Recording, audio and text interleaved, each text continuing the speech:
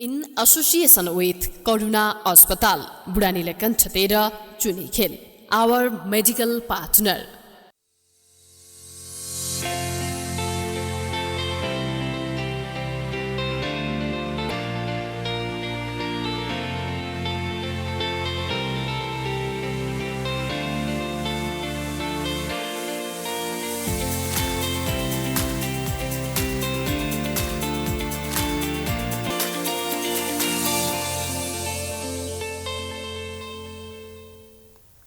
कार्यक्रम प्रसंग एक सवाल अनेकको आजको श्रृङ्खलामा यहाँहरूलाई हार्दिक स्वागत अभिवादन गर्दछु म एलपी शर्मा। दर्शकवृन्द, आज पनि हामीले एक फरक विषय यहाँहरू सामु प्रस्तुत गर्दैछौँ। 3 करोड लगभग जनसङ्ख्या भएको हाम्रो नेपालमा सङ्घीय निजामती कर्मचारी, स्थानीय तहका निजामती कर्मचारीहरू 1 लाखको सङ्ख्यामा हुनुहुन्छ। त्यस्तै गरी प्रहरी, जनपद प्रहरी र सशस्त्र प्रहरी गरेर 1 लाखको सङ्ख्यामा हुनुहुन्छ। सेना 1 लाखको सङ्ख्यामा लगभग हुनुहुन्छ। त्यस्तै गरी सार्वजनिक सेवाहरूमा पनि कर्मचारीहरूको सङ्ख्यालाई गणना गर्दा लगभग 3.5 लाख 4 लाख कर्मचारीहरूले सरकारी ढुकुटीबाट सेवा सुविधा लिने हैसियतमा हुनुहुन्छ। अब यति ठुलो सङ्ख्यामा कर्मचारीहरू कार्यरत हुनुहुन्छ भनेदेखि सेवा सुविधा कसरी जनतालाई पुर्याउनु पर्ने जुन डेलिभरी हो, जुन सेवा हो, अब त्यो सेवामा कस्तो किसिमको गुणस्तरीयता छ, कसरी हामीले सेवा पुर्याइराखेका छौँ र कसरी हामीले आफ्नो दैनन्दिनीका कामहरूबाट जनताका कामहरूसँग जोडिराखेका छौँ, यो ज्यादै महत्त्वपूर्ण र पेचिलो विषय छ। एउटा सङ्घीय निजामती ऐन बन्न नसकेको कारणबाट पनि यसको प्रभाव प्रदेशमा परेको छ। त्यसपछि प्रदेशले कानुन बनाएर दिन नसक्दा स्थानीय तहमा परेको छ। एकपछि अर्को तहमा यसको प्रभाव छ। आज यसै विषयमा हामी केन्द्रित रहेर कुराकानी गर्नका लागि हाम्रा सामूहिक विशिष्ट अतिथि हुनुहुन्छ विष्णु प्रसाद लम्साल। उहाँ पूर्व सचिव हुनुहुन्छ, नेपाल सरकारका विभिन्न मन्त्रालयहरूमा बसेर काम गर्नुभयो र पछिल्लो समय जति बेला उहाँको सेवानिवृत्त हुने बेला भयो त्यति बेला चाहिँ मन्त्री परिषद कार्यालयबाट सेवानिवृत्तमा रहनुभयो। आज यो विषयमै केन्द्रित भएर हामीले हाम्रो अन्तर्संवादलाई अगाडि बढाउनेछौँ। अब विलम्ब नगरी म उहाँलाई यस कार्यक्रममा हार्दिक स्वागत गर्छु। स्वागत छ विष्णु सर यस कार्यक्रममा। धन्यवाद। अब सर, अलिकति त मैले आफ्नो ओपनिङमा पनि मैले केही कुराहरू बताएँ होइन। नेपाल सरकारले चाहिँ यो सङ्घीय निजामती ऐनलाई विधेयकको रूपमा जुन प्रस्तुत गरेको थियो, अब त्यसलाई चाहिँ नि फेरि वापस गरेर फिर्ता लिएर अध्यादेशको रूपमा प्रस्तुत गर्नु पर्यो, फास्ट ट्र्याकमा लैजानु पर्यो भन्ने सोच त थियो। तर सोच भए तापनि फेरि अध्यादेशबाट पनि ल्याउन सकिराखेको छैन। अब यस्तो उल्झन किन भइराखेको? अलि धेरै स्टेक होल्डरहरू अलि बलवान भए कि भन्ने लाग्छ। स्टेक होल्डरहरू अलि बलवान भए। जहाँ स्टेक होल्डरहरू बलिया हुन्छन् त्यहाँ काम फत्ते गर्न, काम निकाल्न गाह्रो छ। धेरै पक्षका इन्ट्रेस्टहरू त्यहाँ जुधे। खास गरी सरकार, मुलुक चलाउने सरकार, राजनीतिक नेतृत्व र 3 तहका सरकार खास गरी र कर्मचारी वर्ग, यो 2टा पक्ष र मूल ध्येय चाहिँ जनतालाई सेवा प्रभावकारी ढङ्गले प्रवाह गर्ने हिसाबले मात्रै सोचिनु पर्थ्यो। तर कतिपय कुराहरू मिलेका छैनन्। जस्तो हामीले निजामती सेवालाई 3 तहमै निजामती सेवा हुन्छ भनेर संविधानमा परिकल्पना गर्यौँ। त्यो परिकल्पना अनुसार उच्च तहको सरकार अर्थात् सङ्घीय सरकारले ऐन बनाइसकेपछि प्रदेश र स्थानीय सरकारहरूले निजामती आफ्नो सरकारी सेवा सम्बन्धी व्यवस्था गर्ने फेरि उनीहरूले बनाउने बन्दोबस्त गरियो। तर सङ्घीय सरकार आफैले त्यो ऐन ल्याइदिन नसक्दा समस्या आयो। र सँगसँगै हामीले विगतमा संविधानको धारा 302 बमोजिम जुन कर्मचारीहरू समायोजन गर्यौँ त्यसमा पनि थुप्रै समस्याहरू देखिए। समायोजन आफै पनि वैज्ञानिक हुन सकेन, व्यावहारिक हुन सकेन र कर्मचारी र सरकार दुईटै, राजनीतिक नेतृत्व र कर्मचारी वर्ग दुवैको चित्त बुझ्न सकेन। त्यसबाट समायोजन गरेका कर्मचारीहरूलाई पनि सर्वोच्चले फेरि को आदेशबाट फेरि धमाधम फिर्ता आउनु खोज्दाखेरि त्यो लथालिङ्ग भयो त सर। तपाईँलाई जानकारी छ यही समायोजनको केसले तपाईँ हामीले देखिरहेछौँ सम्मानित लोकसेवा आयोगले ठिक्क पारेको रिजल्ट अदालतको आदेशबाट रोकिएर बसेको 1 महिनाभन्दा बढी समय भइसक्यो। तृतीय श्रेणीको शाखा अधिकृतहरू झन्डै 500 मान्छे सिफारिस हुनबाट रोकिएर बसेका छन्। हामी कहाँ समायोजनले पनि समस्या ल्यायो र त्यो समायोजनको समस्या समेत समाधान गर्ने गरी सङ्घीय निजामती सेवा ऐन शीघ्र आउनुपर्छ। आइसक्नु पर्थ्यो, आउन सकेन। अब कति पनि ढिला गर्नुहुने अवस्था छैन। अब के देखिने रहेछ त? अब त फेरि अहिले पनि त यो उसबाट त अध्यादेशबाट त आउनु सकेन। अध्यादेश त अब संसदको अधिवेशन चालु भइसकेपछि त्यो आउने कुरा आएन। त्यो बाटो तत्काललाई अगाडि देखिएन। फेरि अध्यादेशबाट आउँदा पनि समस्या नै पर्थ्यो होला भन्ने पनि भयो होला। त्यो स्वाभाविक र बढी विवादास्पद र धेरै स्टेक होल्डरहरू भएका विषयहरू अध्यादेशबाट नल्याउनु राम्रो हुन्छ। त्यही भएर नै सरकार रोकिएको हो कि? त्यही भएको हुनुपर्छ, त्यही भएको हुनुपर्छ र हामीले सकेसम्म चालु अधिवेशनबाटै सङ्घीय निजामती सेवा आइदियोस् भन्ने कामना गर्ने हो। अब संहिताको सरले चाहिँ बडो राम्रो चाहिँ प्रसङ्ग सरले निकाल्नुभयो होइन। संहिता कार्यान्वयनको कुरा हामीले देशमा संहिता कार्यान्वयन गर्दैछौँ। संहिता कार्यान्वयन गर्ने भनेको के हो? यो कार्यान्वयन गर्ने कसले? यो त सबै एउटा सरकारको मेसिनरी त कर्मचारी तन्त्र हो। कर्मचारी तन्त्रले नै हो कार्यान्वयन गर्ने। अब यहाँनिर के छ त? यो संहिता लागू भयो त कर्मचारीमा? कर्मचारीमा संहिता लागू भएन, हुन बाँकी छ। अब हेर्नुहोस्, राजनीतिक व्यवस्था भित्र सबैभन्दा महत्त्वपूर्ण कुरा भनेको जनतालाई डेलिभरी दिने कुरा हो। सबभन्दा ठुलो कुरा हो। त्यो जनतालाई डेलिभरी दिने औजार भनेको, त्यो संयन्त्र भनेको कर्मचारी हो। जबसम्म हामीले धेरै राजनीतिक परिवर्तनहरू गरेर ल्यायौँ, जनताका असन्तुष्टिहरू सम्बोधन गर्न व्यवस्था परिवर्तन गऱ्यौँ, अवस्था परिवर्तन हुन सकेन। त्यसको राजनीतिक परिवर्तन चाहिँ राजनीतिक नेतृत्वबाट बोल्ड निर्णय गरेर एक हिसाबले प्रतिबद्धतापूर्वक लागेपछि त्यो सम्पन्न हुँदो रहेछ। तर त्यसको औजारहरू, त्यसको कार्य सम्पादन गर्ने संयन्त्रहरूलाई परिवर्तन गर्न एकदमै जानी बुझिकन एकदमै संयमतापूर्वक अगाडि बढ्नुपर्छ। हामीले एउटा विरासतबाट ल्याएको कर्मचारी तन्त्रलाई त्यो विरासतकै केही चाहिँ अवशेषहरू बाँकी रहँदै तानेर ल्यायौँ। हामीले 2047 मा परिवर्तन आयो। परिवर्तनपछि हामीले पञ्चायतको विरासतबाट कर्मचारीलाई मुक्त गर्न सकेनौँ। त्यसैलाई तान्दै ल्यायौँ। 62-63 पछि यो लामो क्रममा सङ्क्रमण रह्यो। त्यो अवस्थालाई हामीले राम्रोसँग व्यवस्थापन गर्न सकेनौँ।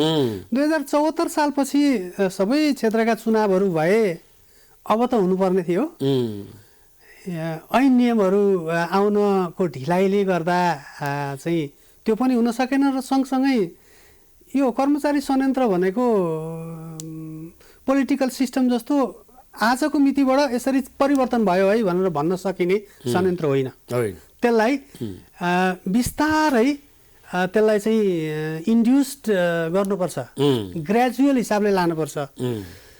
र हामीले त्यसमा चाहिँ समयमा पहल कदमी पनि लिन नसकेको जस्तो लाग्यो, सकेनौँ।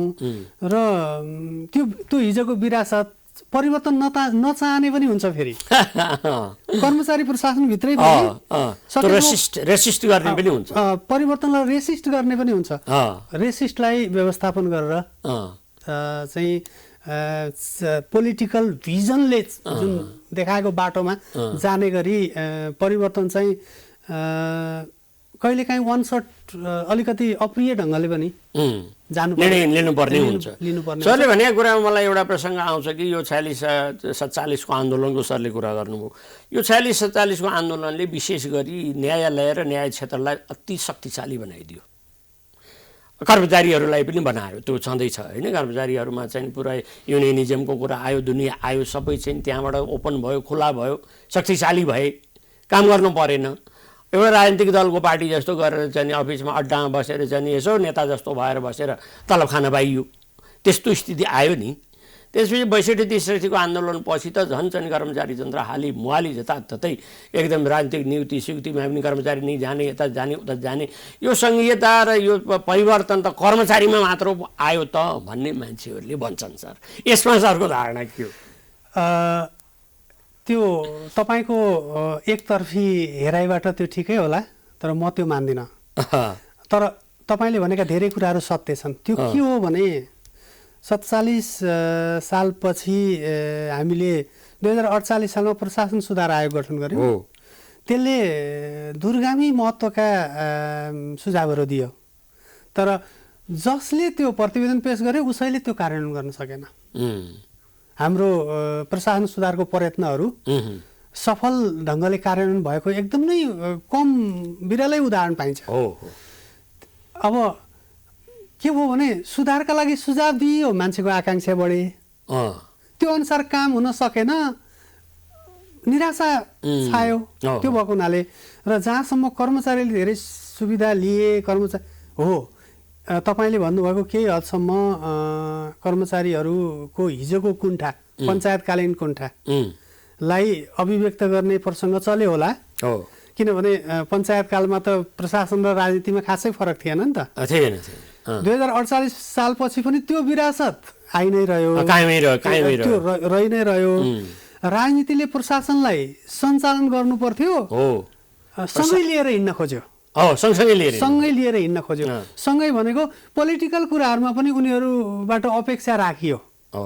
आफ्ना मान्छेहरू भइदिए भने काम गर्न सजिलो होला भन्ने मानसिकताबाट गुज्रियो। स्वाभाविक छ युनियनिजम, कर्मचारी युनियनिजमको कुरा प्रसङ्ग निकाल्दा चाहिँ हामीले ठिक ढङ्गले कर्मचारी युनियनहरूलाई समयमै व्यवस्थित गर्न सकेनौँ।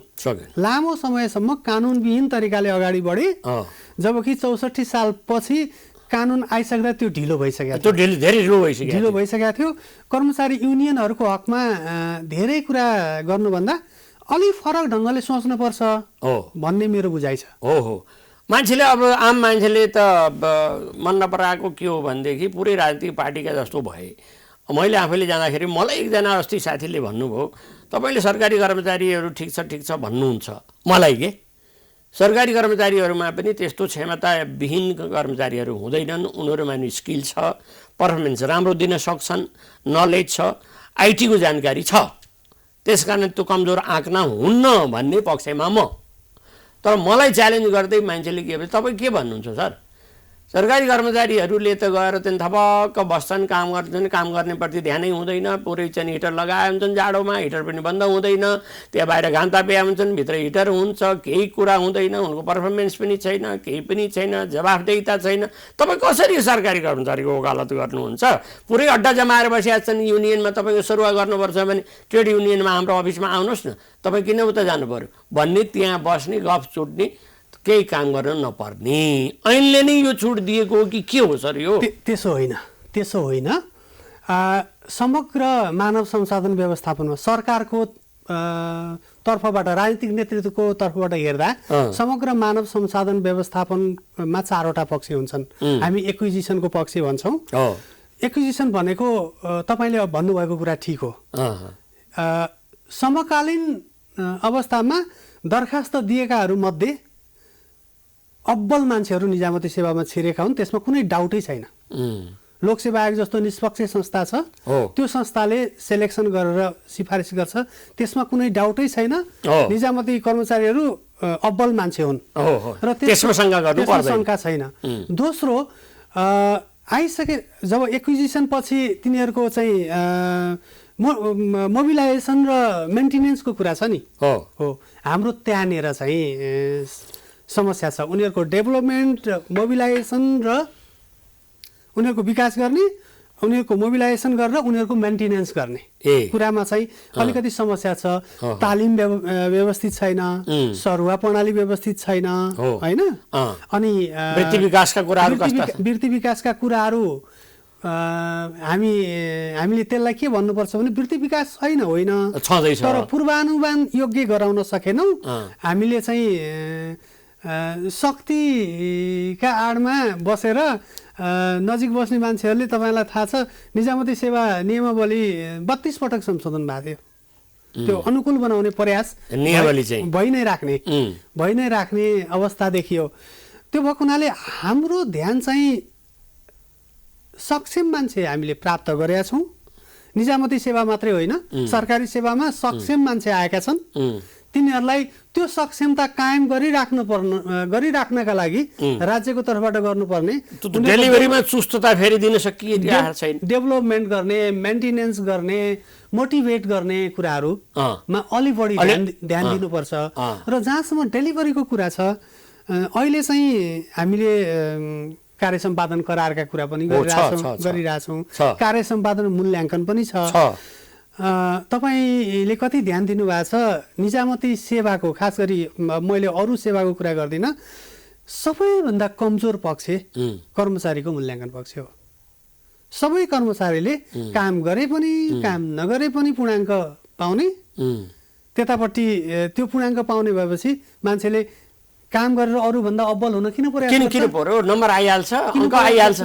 सबैभन्दा कमजोर कामै गरेर देखाएर आउने भए हो, त्यो एउटा कुरा हुन्थ्यो।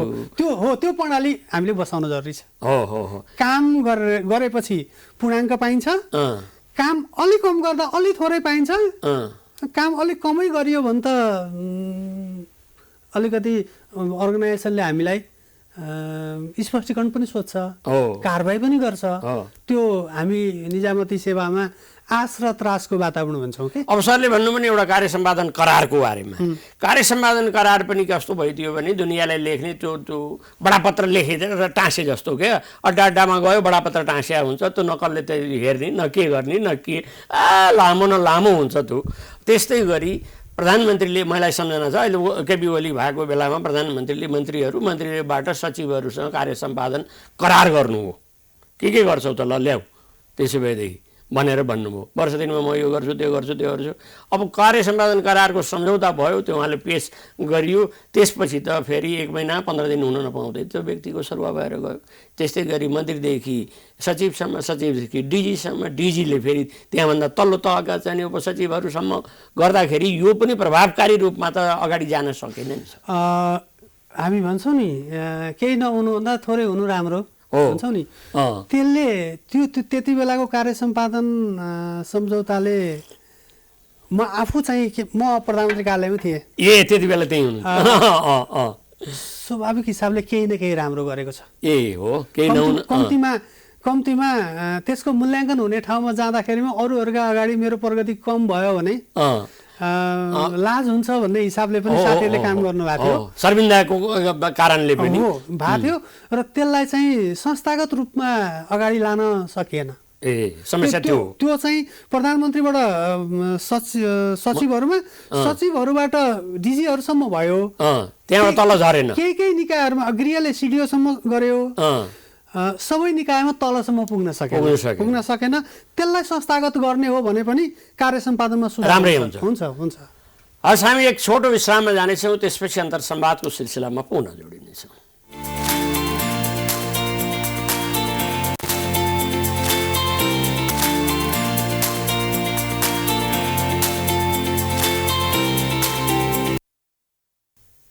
कार्यक्रममा विष्णु सरलाई पुनः स्वागत छ। धन्यवाद। अब सर, हाम्रो यसमा सङ्घीय निजामती ऐनले अब चेन्ज गर्न खोजेको, संशोधन गर्न खोजेको एउटा विषय के छ भनेदेखि, यो पहिला पनि त्यो थियो चाहिँ बिचबिचमा एउटा तहको सृजना गर्नु पर्यो, यो शाखा अधिकृतदेखि उपसचिवसम्मको शाख सचिव राख्नु पर्यो होइन, अनि उपसचिवदेखि सहसचिवको बिचमा पनि एक तह सृजना गर्नु पर्यो, अनि सहसचिवदेखि यहाँ सचिवको बिचमा पनि अतिरिक्त सचिव के यस्तै हाल्नु पर्यो भन्ने कुरा पनि आयो। एकचोटि प्रयोगमा आइसकेर फेरि त्यसलाई हटाइसकेको, फेरि त्यसलाई ल्याउनु पर्ने आवश्यकता के भयो?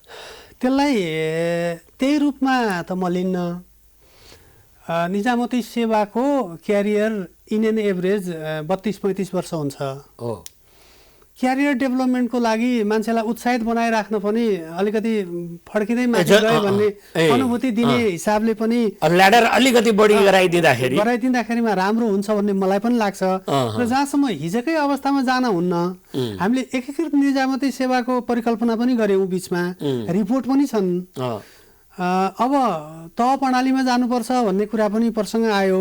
तपाईँको प्रदेश र स्थानीयमा तह प्रणालीमा गइसकेका छौँ हामी, स्वास्थ्य सेवामा पनि गइसकेका छौँ। त्यो हुनाले तह नै चाहिँ भनेर रिजिट पनि नहौँ, श्रेणीभित्रै पनि तह राख्न सकिन्छ। श्रेणीलाई कायम गर्दै एउटा श्रेणीभित्र दुईटा तह राखेर गर्न सकिन्छ। तर मेरो व्यक्तिगत विचारमा भन्नुहुन्छ भने निजामती सेवामा 4वटा मात्रै तह श्रेणी मा पुनर्विचार गर्नुपर्छ। 4वटामा अहिले अफिसर, उपसचिव, सहसचिव र सचिव छ नि, यसमा पुनर्विचार गर्नुपर्छ। बिचमा एउटा राखेकै राम्रो, तह बढाउँदा उपयुक्त हुन्छ भन्ने मलाई अझै राम्रै हुन्छ भन्ने। अब सर पनि के हुनुहुन्थ्यो भने यसै प्रसङ्गमा चाहिँ यो लोकसेवाको सचिव हुँदाखेरि कर्मचारीको उमेर हद 58बाट 60 पुर्याउनु पर्छ भनेर सरले पनि सिफारिस गर्नुभएको थियो कार्यान्वयनमा लैजानको लागि। अब त्यो कार्यान्वयनमा अहिलेसम्म पनि गइसकेका छैन। कर्मचारीको उमेर हद पनि फरक छ, 58 छ, 60 छ, 65 छ, 71 पनि छ। अब यसलाई समाजले त्यही नेपालका चाहिँ नेपालीहरू हुन्, त्यही कर्मचारीहरू हुन्, कसैलाई कति। अब हाम्रो अहिलेको चाहिँ यो उमेर हद यताउता यो लाइफ एक्सपेक्टेन्सी छ नि, आदि जम्मै कुरा गर्दा 58 वर्षमा कर्मचारी उमेर हदका कारणबाट सेवानिवृत्त हुनु भने त कस्तो भने अधवैँसी उमेरमै बाहिर निस्केर लुजा घरबाट बाहिर निस्केर पठा भने जस्तो पो देखिन थाल्यो। यो बारेमा सरको के धारणा? यो कर्मचारीको रिटायरमेन्टको उमेरको हद कति राख्ने भन्ने कुरा सामान्यतया पोलिटिकल डिस्क्रिप्सनमा भर पर्छ भन्ने लाग्छ मलाई। तपाईँलाई जानकारी छ, हामीले कर्मचारीको उमेरको हद 60बाट 58मा झार्दा नेपालीहरूको औसत आयु घटेको थिएन नि, त्यति बेला पनि घटेको थिएन नि। त्यो भएको हुनाले पोलिटिकल डिस्क्रिप्सनमा भर पर्छ। तर केही आधारहरू हामीले लिन जरुरी छ। त्यो अब नजिकैका छिमेकी मुलुकहरू हेर्नुभयो भने पनि इन्डिया, भुटानतिर कस्तो छ? भारत, चीन, पाकिस्तानमा 60 वर्ष छ, 60 नै छ। बङ्गलादेशमा 59 वर्ष छ, इन्डोनेसियामा 58 छ, र बेलायतमा 66 छ। 66 हो। अमेरिकामा 62 छ। यो फरक छ, धेरै फरक रहेछ। जहाँसम्म 60 बनाउने प्रसङ्ग हामीले 2071-72मा दियौँ भन्ने हो।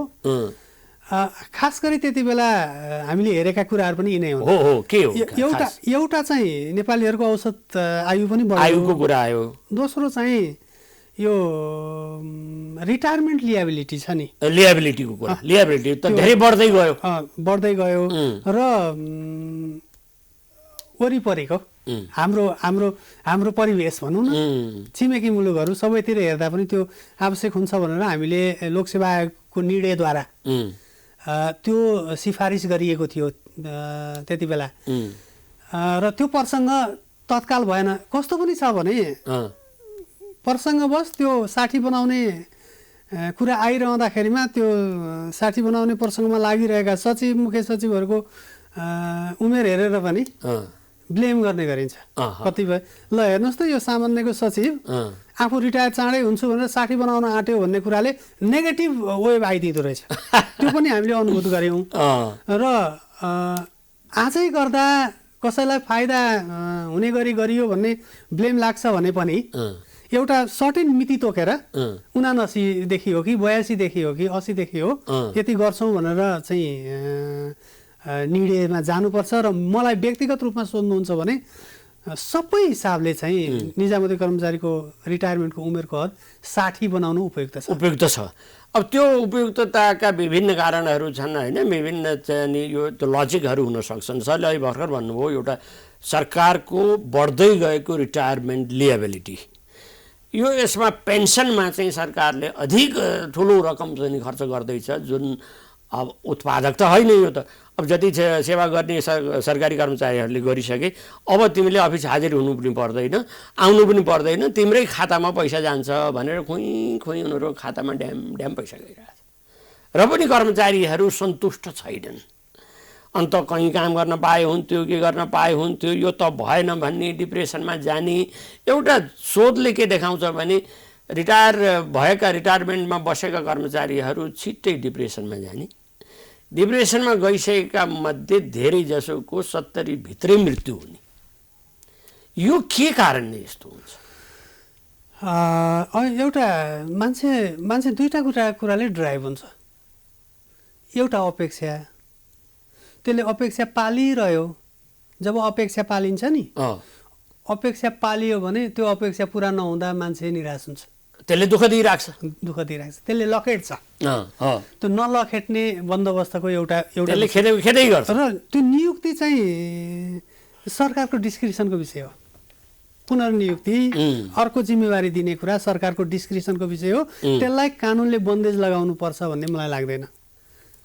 कानुनले अहिले जस्तो कानुनै बनाउनु पर्छ भन्ने केही छैन। कानुन बनाएर बन्देज लगाउनु पर्छ भन्ने मलाई लाग्दैन। अहिले छैन त, यहाँ कुलिङ पिरियडको कुरा आयो होइन। सरकारी कर्मचारी यो सेवानिवृत्त भइसकेपछि 5 वर्षसम्म चाहिँ अर्को नियुक्ति दिनुहुन्न, 2 वर्ष त कम्तीमा बनाउनै पर्छ। यता कर्मचारीको चलखेल पनि भयो होइन। अलिकति चाहिँ यो खुसामदी गर्ने, के गर्ने, पदमा रहँदासम्म। अनि चाहिँ भोलिपल्टदेखि रिटायरमेन्टमा जानु छ, आज चाहिँ राजीनामा गर्ने, भोलिपल्ट नयाँ नियुक्ति लिएर जाने, अर्को 5 वर्ष सेफ हुने, यो सबै रोग छ नि त सर। त्यसलाई त म यसो भन्छु, त्यो कामको पर्छ मुलुकको लेजिटिमेट गभर्मेन्ट उसको हात बाँधिदिने। उसले आवश्यक देखेको मान्छे लान रोक्न हुँदैन, रिटायर नहुँदै पनि लान दिनुपर्छ। त्यो त सरकारप्रतिको अविश्वास भयो नि। जहाँसम्म आफू पदमा बहाल रहेर कसैलाई फेभर गरेर गैर सरकारी संस्थामा, डोनरहरूको एजेन्सीमा जागिर खाने चाहिँ बन्द गर्नुपर्छ। त्यो बन्द गर्नुपर्छ र सरकारले गर्ने नियुक्ति र दिने जिम्मेवारी चाहिँ बन्द गर्नु हुँदैन र सरकारलाई त्यो लेभलको अविश्वास गर्नु हुँदैन। सरकारलाई त्यो विश्वास गर्नु, सरकारले नियुक्ति गर्न त पाउँछ, त्यसमा समस्या भएन। त्यो चाहिँ 2 वर्षको कुलिङ पिरियड भनेपछि कतै सरकारले नियुक्ति गर्न पनि नदिने प्रसङ्ग आइराखेको देख्छु म। त्यो चाहिँ रोक्नुहुन्न भन्ने मेरो भनाइ, मेरो बुझाइ हो। 2 वर्ष राख्न पर्दैन भन्ने जरुरी छैन, जरुरी छैन। अनावश्यक हो भने नियुक्ति गर्नै परेन। तर गैर सरकारी संस्थाहरूमा डोनरको चाहिँ कन्सल्टेन्ट हुने कुराहरू चाहिँ पर्मानेन्टली रोकिदिए हुन्छ। 2 वर्ष 5 वर्षको कुरै भएन, पर्मानेन्टली रोकिदिए हुन्छ। अब यहाँ त भयो नि, मुख्य सचिव हुँदाहुँदैको अवस्थामा पनि कुनै एउटा डोनर एजेन्सीहरूको चाहिँ अन्तर्राष्ट्रिय संस्थाको चाहिँ कार्यकारी प्रमुख अथवा के पदमा फ्याट्टा जाने। त्यो त उहाँले के भन्दै भने पदीय एउटा चाहिँ सुविधा उपभोग गर्दा गर्दै एउटा च्यानल बनाइसकेको रहेछ कि। त्यो यस्तो व्यक्तिको वृत्ति विकासको कुराहरूलाई चाहिँ हामीले नेगेटिभ ढङ्गले चाहिँ लिनु हुँदैन। हामीले व्यवस्था के गरायौँ भन्नेबाट सोच्नु पर्यो। हामीले व्यवस्था चाहिँ सँगसँगै रिटायर भएको भोलिपल्टदेखि अर्को जागिर खोज्नु नपर्ने अवस्था पनि सिर्जना गरौँ न। त्यो पनि गरौँ, त्यो पनि गरौँ न। अब सर हामी ऐनले भनेको पनि छ, रिटायर कर्मचारीहरूको अनुभव र योग्यताको उपयोग गरिनेछ। बस। अब छोटकरीमा मैले एउटा चाहिँ हामी कार्यक्रमको बिल्कुल अन्तिम किनारामा धकेलिसकेका छौँ। आम मान्छेहरूले कर्मचारीहरूलाई, नेपालका कर्मचारी तन्त्रलाई चाहिँ नि लगाउने अपेक्षा के भने जिम्मेवारी भएन, जवाफदेहिताको कुरा आएन होइन। मैले यो डेलिभरी दिनुपर्छ भन्ने कुरा भएन। कर्मचारी संयन्त्रबाट कुनै काम लिन कुनै अड्डामा गयो भनेदेखि मान्छेहरूको नौ नाडी गल्छ। तलदेखि माथि जानुपर्छ, माथिदेखि तल जानुपर्छ, नराम्रो व्यवहार, नराम्रो बोली, यसले त धेरै दुःख भयो भन्ने मान्छेहरूले सुन्छन्। एकातिर राज्यको तर्फबाट यति धेरै सेवा सुविधा पनि छ, यतातिर रिटायरमेन्टमा यति ठुलो रकम लगानी छ, योगदानमा आधारित भर्खर सुरु भएको छ। यसलाई चुस्त दुरुस्त डेलिभरी पुर्याउनको लागि वास्तवमा कर्मचारीहरूमा हुनुपर्ने जुन एउटा मूल्य भनौँ न, मूल्यको कुरा र आचरणको कुरा के हो जो सरले छोटकरीमा बताए? 2टा मात्रै प्रसङ्ग निकाल्छु म यहाँ, 2टा मात्रै कुरा गर्छु। सेवा प्रवाहमा झैझन्झट भयो, समयमा सेवा पाइएन भन्ने कुरामा 2टा कुरा महत्त्वपूर्ण रूपले जिम्मेवार छन्। पहिलो कुरा, कर्मचारी आफैमा पनि त्यो व्यवहार त्यसमा उसका क्यारियर डेभलपमेन्टका उसका ग्रिभेन्सेसका कुराहरू छन्, त्यसलाई ऐनले सम्बोधन गर्छ। र अर्को सम्बन्धित सेवा दिने प्रक्रियामा रहेका प्रक्रियागत झैझन्झट। हामीले जनतालाई सेवा दिने कामका लागि प्रक्रिया छोट्याउनुपर्छ, सरलीकृत गर्नुपर्छ, सबैले बुझ्ने गरी ल्याउनुपर्छ। तपाईँ नागरिकता लिन आउँदा यो कागज लिएर आउनुपर्छ भन्ने त्यो नागरिकमा नपुर्याइकन, त्यो सन्देश त्यहाँ नपुर्याइकन कसरी हुन सक्छ? आयो भनेदेखि त यो भएन भने फेरि फर्कनु पर्यो आदि हुन्छ नि त। उनले त्यहाँबाट निजामती कर्मचारीप्रतिको नकारात्मकताको खेती पनि बढाएको छ हैन, र जनताले सँगै सेवा सुविधा पनि पाएको छैन। त्यो भएको हुनाले हामीले अझै हिट गर्नुपर्ने र सधैँ महत्त्वपूर्ण रूपले हिट गर्नुपर्ने भनेको कार्यविधिको सरलीकरण, जनताका सेवा सुविधामा रहेका प्रोसिड्युरल हडल हटाउने, छोट्याउने र त्यसलाई अन्त्य गर्ने। त्यो भयो भने मात्रै सम्भव छ। हस्त विष्णु सर, अधिक व्यस्तका बीच प्रदान गर्नुभएको समय र संवादको लागि मेरो व्यक्तिगत र टिमको तर्फबाट हार्दिक धन्यवाद दिनु। हस्, मेरो तर्फबाट पनि मलाई यति आफ्नो कुरा राख्ने अवसर दिनुभयो, यसका लागि धन्यवाद ज्ञापन गर्छु। हस्त दर्शकवृन्द, हामी विष्णु प्रसाद लम्सालसँग बसेर चाहिँ सङ्घीय निजामती ऐन र अब आउनुपर्ने संशोधनले समेट्नुपर्ने विषयको बारेमा हामी कुराकानी गर्दै थियौँ। उहाँले पनि भन्दै हुनुहुन्थ्यो कि जति सङ्घीयता आओस्, जेसुकै होस्, जे परिवर्तन होस्, त्यसको मूल मर्म त के हो भने सर्भिसको डेलिभरी हो। जनतामा पुर्याउनु पर्ने जुन सेवा सुविधा हो त्यो सहज ढङ्गबाट स्वतस्फूर्त तरिकाले अटोमेटेड वेबाट जान सक्यो भनेदेखि त्यो नै एउटा परिवर्तनको चाहिँ नि एउटा मूल उद्देश्य साबित हुन सक्छ। त्यसकारण यो जनतालाई सेवा सुविधा प्रदान गर्ने र छिटो डेलिभरी दिने कुरामा चाहिँ हरेक कर्मचारीहरूले आफ्नो जिम्मेवारी महसुस गरेको हुनुपर्छ भन्दै हुनुहुन्थ्यो र हामी कामना पनि गर्छौँ हरेक कर्मचारीले यस भावनालाई समाहित गरेर आफ्नो सेवामा लाग्नुहुनेछ। अब फेरि अर्को दिन अर्को व्यक्तिसँग जोडिने बाचा गर्दै आजको यस कार्यक्रमलाई यहीँ बिटमा चाहिँ प्राइम टाइम टेलिभिजन हेर्दै गर्नुहुनेछ। हस्त नमस्कार।